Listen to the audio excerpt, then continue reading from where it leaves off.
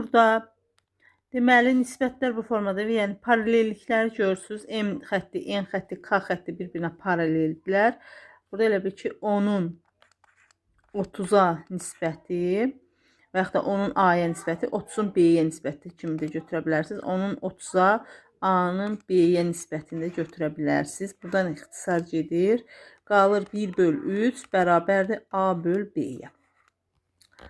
Buradan bunu tapdıq. Yəni bunları bu formada, yəni nisbət olduğuna görə A-nı 1K, B-ni isə neçə götürməliyik? 3K.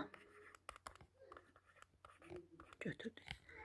Gətirək burada yerinə yazaq.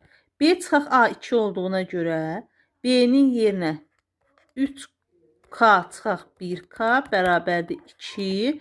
3K'dan 1K'sını çıxanda qalır 2K bərabərdir 2-yə.